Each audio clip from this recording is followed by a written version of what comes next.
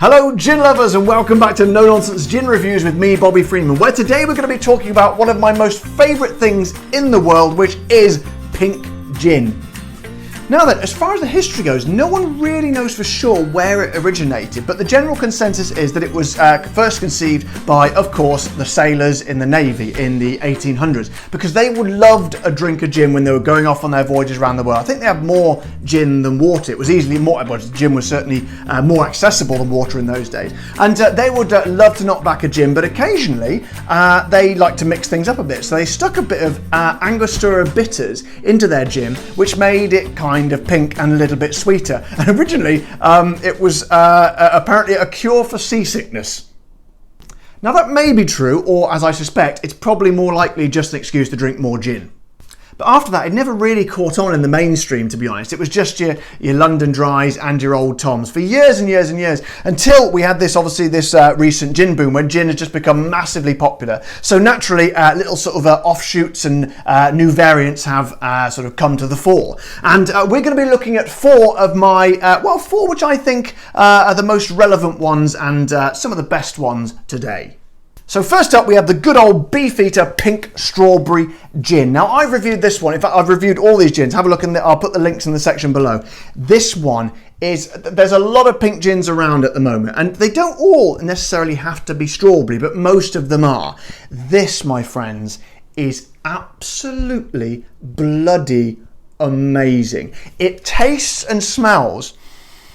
Oh my God, I defy anyone. I defy any man jack of you. Is that the right terminology? Probably not. I defy every last one of you, there we go, that works, to sniff that gin and not be absolutely bowled over and just want to get it in your mouth, because it smells and tastes, this is the best way I can put it, that sort of intense strawberry flavour you get in sweets or candy, like we have those strawberry laces we have in this country. That real strong, potent, concentrated, sweet version of the strawberry. It tastes like that, and oh my God, it's seductive. It is seductive. I can just the aroma is just slithering up my nose now. I just got it, hang on.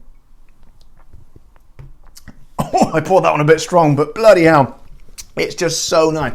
It's an intense, sort of concentrated burst of strawberry, which I suppose you could say it's a little kind of artificial, but by God, it's good artificial. It's really good. It's one of those situations when man has actually improved on nature. So this is a very, very good one to start you off, and also extremely cheap as well. This one is £15. That's about $19. And to be honest, that is some of the cheapest gin that you will get on the market. You won't get much cheaper than that for that size bottle. And the good thing, they're able to do that because they're such a big company. Not all companies do that. They don't all pass on their savings that they've gained through mass production onto their customers, but Beefeater do, and it's the same with all their gins. And I always say Beefeater is one of my go-to gins, and I love it, love it, love it. So that is an excellent one to start, my friends.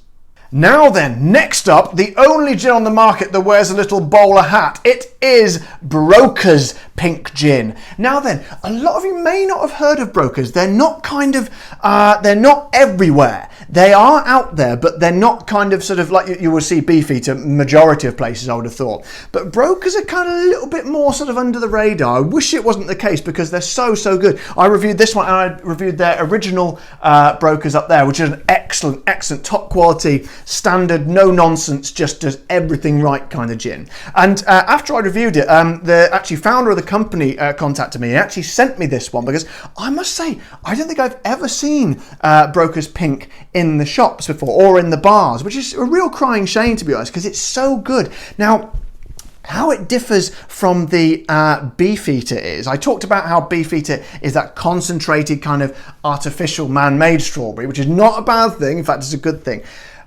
Broker's is kind of the other end of the scale. So this tastes exactly like real strawberries. If you could sort of bottle the sensation you get when you bite into a big, luscious, juicy strawberry, combine it with gin, that is what you get. It's a very natural taste. Let me just... Oh, god damn it. It's literally like pulling strawberries out the, what do you get it in a punnet? It's a very strange word, a punnet, isn't it? Is there anything else that you can buy in a punnet? I don't think so. Maybe we'll find out. But it really is absolutely gorgeous. I love the way they've sort of encapsulated that natural sort of taste in there. I don't know how they've done it. I don't know how these two processes differ, but they definitely do. But this is, again, a very, very, very good pink gin. Now, price-wise, it is a little bit more expensive. It's about £20, that's about $25, but well under, as I've said before, well under my £30 bracket and absolutely worth it. So if you do happen to see this, I know they have shipped sort of further afield, sort of beyond the UK now, so it is out there in other countries. If you do see this, for the love of God, please try it, because it is an excellent gin, extremely underrated and needs to be sort of known about by more people. And as I said before, it's also the only gin that wears a little bowler hat. How do you do?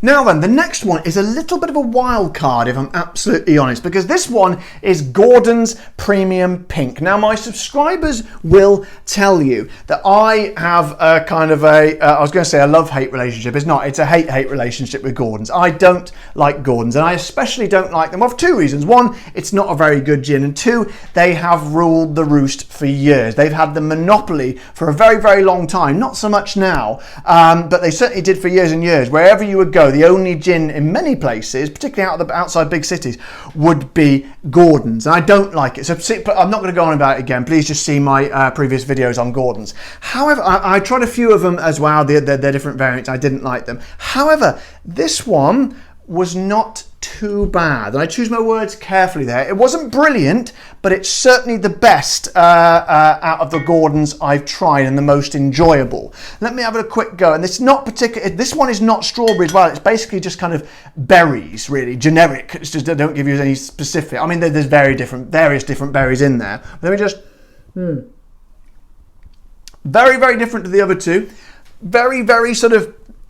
It's a bit like a cordial sort of flavour. As I say, it's not the best in this bunch. Certainly not. In fact, it's the worst in the bunch. However, I wanted to include it just in case you were faced with a situation where you saw it out there and you thought, that's the only pink gin available. You might like it. Some people might love it. I think it's kind of mediocre, but worth a go. That's the best thing I can say about it. Now, again, it's very, very cheap, this one. It's actually exactly the same as the Beefeater, but in my eyes, it needs to be cheaper than the Beefeater, or the Beefeater needs to put their price up, because that is way, way more superior than this little fellow over here. So if you're out and about and you see the two of those, definitely go for this one. But I wanted to include it, as I say, give it a go if you see it. Let me know what you think, because who knows, I might be wrong.